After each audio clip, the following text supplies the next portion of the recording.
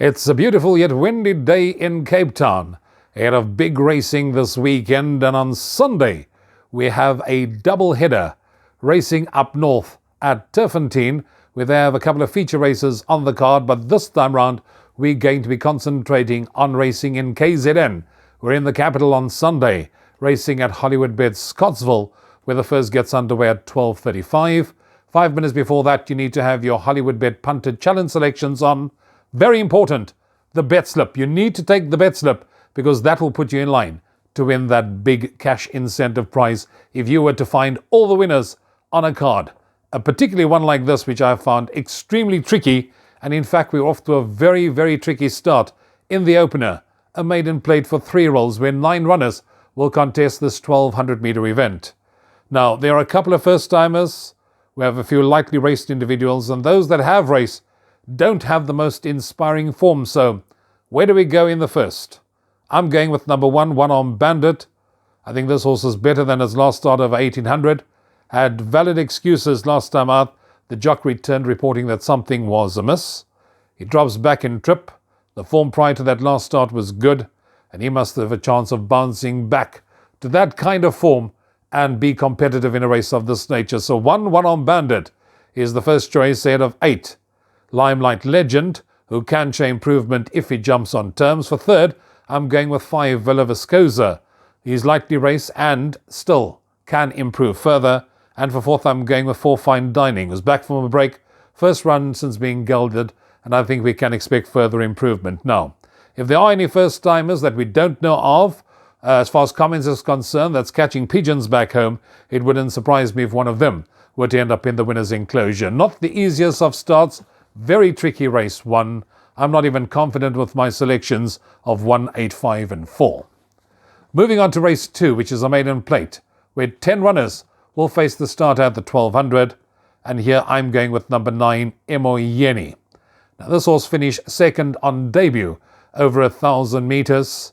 He didn't get the best of starts, but he did finish that race off well. And the manner in which he finished off certainly suggests that he will enjoy the step up to 1200. The third placed horse in that race that he ran in last time out has subsequently come out and won. And with that run under the belt and with natural improvement to come, to me number 9, Emoyeni, is my first choice selection to win it, ahead of 1, Real War. He was second best over the course and distance last time out. He now gets the blinkers, so that should make him even more competitive. For third, I'm going with number 3, Top Speed. He's back from a 33-week break. He was gelded during that time, and with natural improvement expected, he could get into the shake-up. And for fourth, I'm going with J.C. Buertas, the 4-kilo claiming apprentice ride, number 8, Good Living. On the strength of that last start, he must have a chance. So 9, 1, 3 and 8 are the numbers I'm going with in race number 2.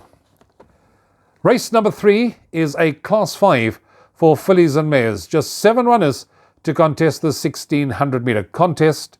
And I'm going with Sean Veal and Louis Huerson. I'm siding with number 3, Elusive Bell, to win it. Now, she's been taking on the boys, and she took them on last time out of 1800 meters at Hollywoodbets Greyville. The form line of that last start has been franked by the horse that ran fourth, who subsequently come out and won. She's now back against the girls, and she certainly can make her presence felt in the small field of just 7 runners. So I'm going with her to win it, ahead of number 4, Fate Decree. She ran on strongly to win her last. That form line has been franked, so that certainly bodes well for her chances. For third, I'm going with 5, Pink Diamond. Always been thereabout in the last few. And for fourth, I'm going with number 6, Firecracker, who drops in class, gets 4-kilo claiming apprentice Damien Play to ride, and not without a chance in this lineup. So 3, 4, 5 and 6, the numbers race 3. Race 4 is a very tricky race. It's a Class 4, where 9 runners will contest this 1400-meter event. I thought a very tricky race, where a couple of them one can make a case for to win it. When I opened the race, I got to number 1, Dapper, and I thought 4-kilo claiming apprentice J.C. Buertas retaining the ride. That was a hard-fought win last time out. Anything near that kind of run definitely does bring that one into the equation. Then I got to number 3, Tyrconnell, and I saw this one raced up handy, kept finding to win its last start over the course and distance, and gave that a double tick. Yes, this horse got a £4 penalty for that last win, but Rachel Veneker is riding Tyrconnell and she takes a kilo and a half off the back. So Tyrconnell should be competitive again. So I'm giving 3 Tyrconnell the verdict, ahead of 1 Dapper for second. For third, I'm going 8 Stars in Heaven, who can bring up the hat-trick, yes.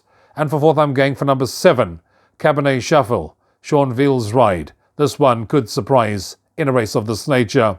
3, 1, 8, 7, the numbers in race number 4. Race 5 is a Class 4 of 1400. 9 runners to contest the 5th race on the programme. And here I'm going with number 7, Imposing, to win the 5th race on the card.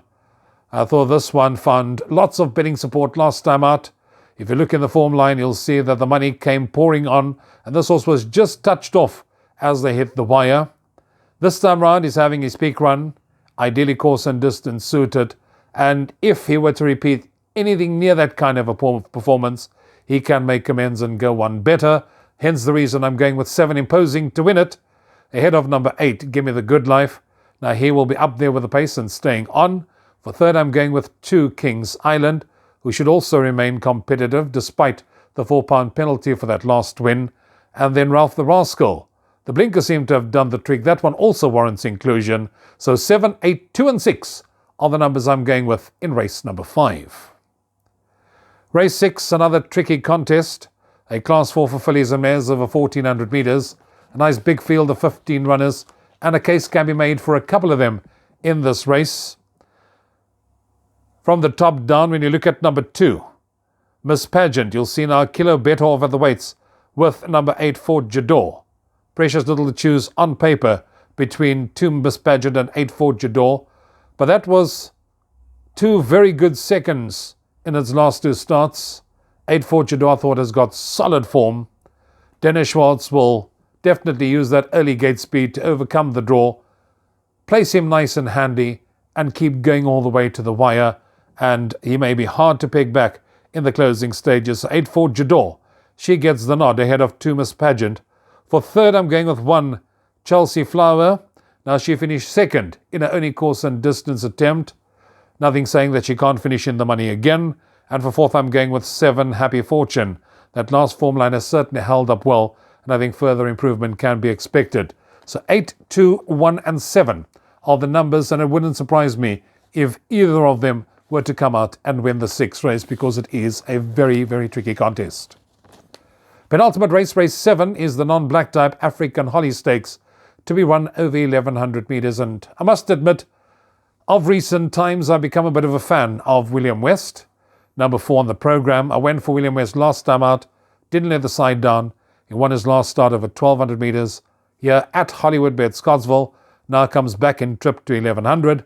And if you look through the form, you'll see that he won his only attempt over this distance. There's every reason to believe that he can follow up with another victory. So 4, William Robertson gets the nod to win it, ahead of number 3, Don Karori. A repeat of that last start should make this one competitive in this lineup. For third, I'm going for number 7, Sun Blushed. Third behind William Robertson, I think a place chance behind him again this time round. And for fourth, I've got to put in number 6, Hit the Mod Sunshine. Always reminds me of my good friend, the late Shaheen Shaw. This horse will strip much fitter this time round, and a horse that cannot be ignored. So 4, 3, 7 and 6, the numbers in race 7, which takes us on to the last of the day, and that's race 8 to Class 5 over 1200, where 11 runners will face the starter. And I'm looking no further than 8, Aldrock as my first choice. This horse has got decent recent form. But if you look in the column, sort of the furthest away, and where the comments are, you'll see that this horse has the tendency of always being slow away. This horse is ideally course and distance suited. I think if this horse jumps on terms, he will be involved in the shake-up. So Aldrock gets the verdict, ahead of 9, Wherever I Lay My Hat. Still on the up, and I think there could be more to come from that one. 2, 1, Irish Rover, with 4 kilo claiming apprentice Damien Pillay retaining the ride, gets the verdict for third. This one should be competitive again. And for fourth, I'm going with number 3, T-Rex. If Tristan Godden can keep this one on the straight course, should also be in the shake-up. 8, 9, 2, 3, the numbers for the last, and that's it for our preview at Hollywoodbets Scottsville on Sunday. A tricky card, Best of luck. Hope you find the winners. Hit them, find them, and go and cash in at the end of the day. Till next time, for me, Rouvaun. Cheers for now.